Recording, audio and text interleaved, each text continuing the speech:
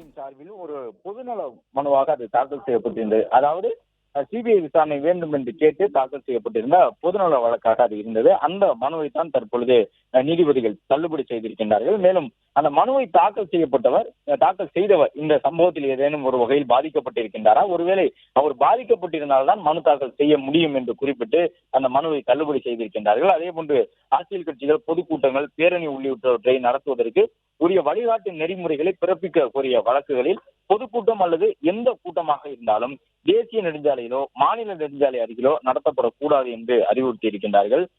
பொதுக்கூட்டங்களின் பொழுது குடிநீர், மருத்துவம், அவசர ஊர்தி சேவை உள்ளிட்டவை எல்லாம் இருக்கின்றனவா என்பதுடன் கழிவறை, வெளியேறி செல்வதற்கான வழி, ஏதேனும் ஒரு அசம்பாவிதம் ஏற்பட்டாலும் அவர்கள் பத்திரமாக வெளியேறுவதற்கான வழி உள்ளிட்ட அடிப்படை வசதிகள் செய்து தரப்படுவதை அரசு தரப்பு உறுதிப்படுத்த வேண்டும் என இடைக்கால உத்தரவு ஒன்றை நீதிபதிகள் இன்று பிறப்பித்திருக்கின்றார்கள்.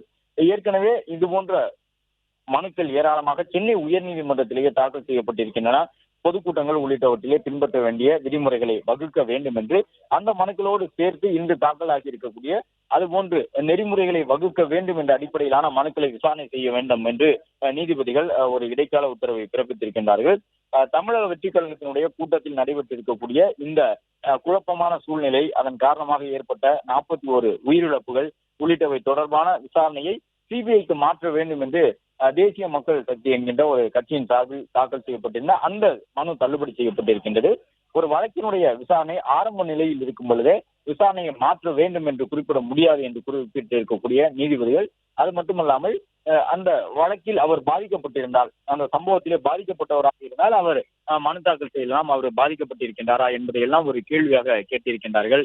வழிகாட்டு நெறிமுறைகளை வகுக்கக்கூடிய வழக்கில் ஏற்கனவே உள்ள உத்தரவுகளை பின்பற்ற வேண்டும் என்று நீதிமன்றம் அறிவுறுத்தி இருக்கின்றது. அது மட்டுமல்லாமல் இன்று வாதங்களின் பொழுது வழக்கறிஞர்கள் தரப்பிலே ஒவ்வொரு மாவட்டத்திற்கும் தனிப்பட்ட முறையிலே அந்த மாவட்டத்தினுடைய ஆட்சியர், அந்த மாவட்டத்தினுடைய காவல் கண்காணிப்பாளர் இவர்கள் தலையிட்டு அந்தந்த மாவட்டத்திற்கு ஏற்ற முறையிலே ஒரு வகையான உத்தரவுகளை, நிபந்தனைகளை கட்சிகளுக்கு பிறப்பிக்காமல் தமிழ்நாடு முழுவதும் பின்பற்றத்தக்க வகையிலே மாநில அளவிலான விதிமுறைகளை கட்சிகளுடைய பொதுக்கூட்டங்கள், கட்சி தலைவர்களுடைய தேர்தல் பரப்புரைகள் உள்ளிட்டவற்றுக்காக மேற்கொள்ள வேண்டும்.